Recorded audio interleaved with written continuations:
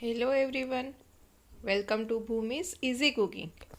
આજે હું આપને બતાવીશ ડ્રાયફ્રૂટ શેક બનાવવા માટેની રીત. તમે ડ્રાયફ્રૂટ શેક તો અનેકવાર બનાવ્યું હશે, પણ એક વખત આ સરળ રીતથી બનાવશો તો બીજા બધા ટેસ્ટ ભૂલી જશો. જો તમે આ ચેનલ પર નવા હોય તો ચેનલને સબસ્ક્રાઈબ કરવાનું ભૂલતા નહીં. સબસ્ક્રાઈબ કરવું એકદમ ફ્રી છે, જેથી નવા આવનાર વિડીયોની માહિતી તમને સરળતાથી મળતી રહે. ડ્રાયફ્રૂટ શેક બનાવવા માટે મેં અહીં સૌપ્રથમ કાજુ, બદામ, અખરોટ, અંજીર તથા કિસમિસ લીધેલા છે.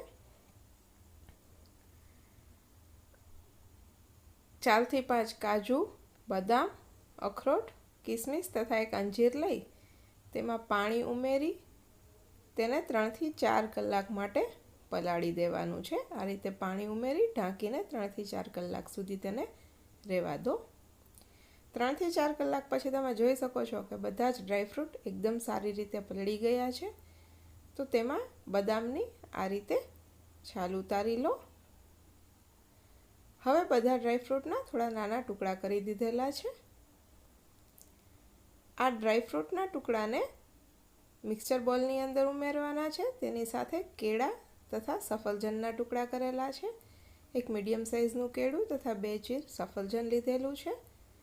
હવે મિક્સર બોલની અંદર ડ્રાયફ્રૂટના ટુકડા, કેળાના ટુકડા, સફરજનના ટુકડા તથા 1 ચમચી જેટલી ઇલાયચી પાવડર ટેસ્ટ માટે ઉમેરેલો છે. ત્યારબાદ તેમાં 2 ચમચી જેટલું મધ ઉમેરેલું છે. અહીં ખાંડ બિલકુલ નથી ઉમેરતા, તેથી મધનું પ્રમાણ તમારા સ્વાદ પ્રમાણે વધારે ઓછું રાખી શકો છો. ત્યારબાદ તેમાં અડધા કપ જેટલું દૂધ ઉમેરેલું છે. હવે તેને મિક્સર બોલની અંદર ગ્રાઇન્ડ કરી દેવાનું છે, જેથી કરીને તેની પેસ્ટ એકદમ સારી બની જાય. તમે જોઈ શકો છો કે બધા ડ્રાયફ્રૂટ સારી રીતે ક્રશ થઈ ગયા છે. તો હવે એની અંદર 1 ગ્લાસ જેટલું દૂધ ઉમેરો. દૂધ ઉમેર્યા બાદ ફરી પાછું તેને મિક્સ કરી લો. આ રીતે મિક્સ કર્યા બાદ તમે જોઈ શકો છો કે ડ્રાયફ્રૂટ શેક તૈયાર થઈ ગયું છે. તો આ ડ્રાયફ્રૂટ શેકને સર્વિંગ ગ્લાસની અંદર લઈને સર્વ કરો. તમારે જે ગ્લાસમાં સર્વ કરવું હોય તેમાં બરફના ટુકડા ઉમેરી દો. ત્યારબાદ તેમાં ડ્રાયફ્રૂટ શેક ઉમેરો. તો એકદમ ફટાફટ તથા ઘરમાં હોય તે ડ્રાયફ્રૂટનો ઉપયોગ કરીને તમે એકદમ સરળતાથી બનાવી શકો છો.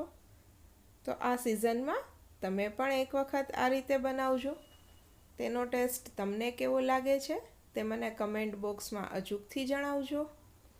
આ વિડીયોને લાઈક કરજો, તમારા ફ્રેન્ડ્સ, ફેમિલી મેમ્બર્સ અને રિલેટિવ્સ સાથે શેર કરજો અને ભૂમિઝ ઇઝી કુકિંગ ચેનલને સબસ્ક્રાઈબ કરજો.